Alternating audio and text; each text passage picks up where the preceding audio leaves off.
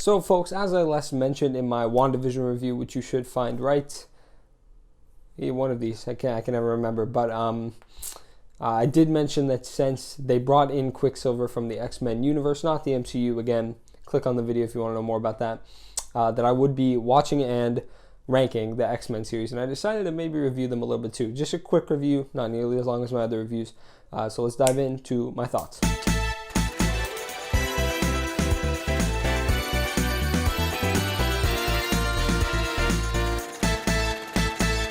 So the first thing that I think anyone will notice when watching this film is that it's very dated in many aspects. It feels very of its time, early 2000s, both in the superhero genre and just filmmaking techniques in general.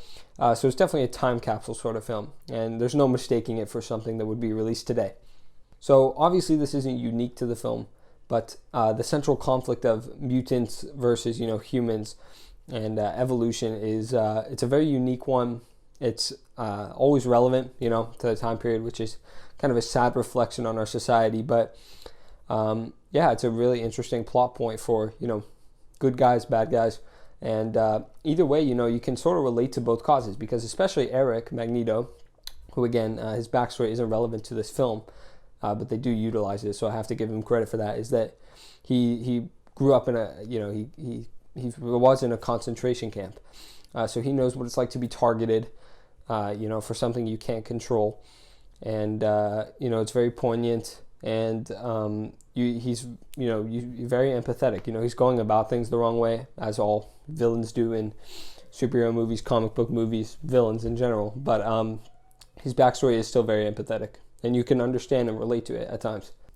Now, as I said, this being a very dated and 2000s-esque movie, there are some very corny, cheap, predictable plot points.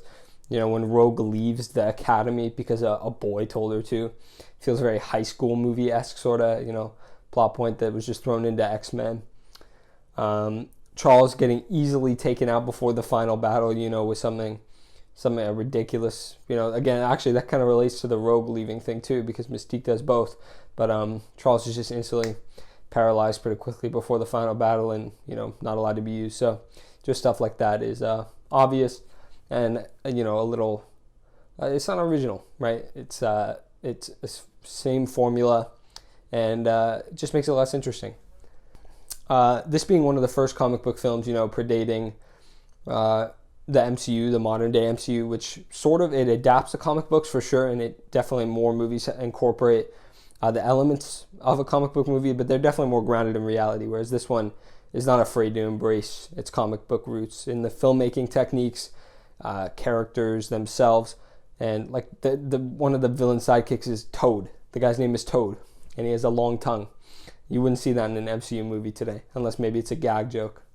So while X-Men from 2000, the first X-Men movie, is basic and plays it safe, I had a lot more fun with it than I thought I would. I don't think I had seen this one, but I did enjoy it, so much so that I would even probably give it an A. I think X-Men 2000 gets an A.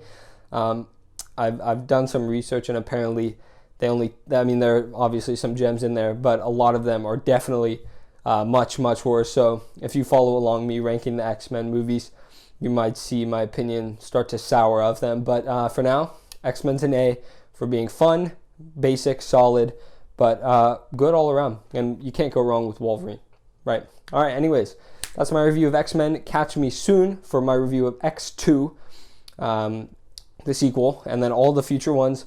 WandaVision this Friday, my ranking of the X-Men movies when I'm done, and thank you. See you.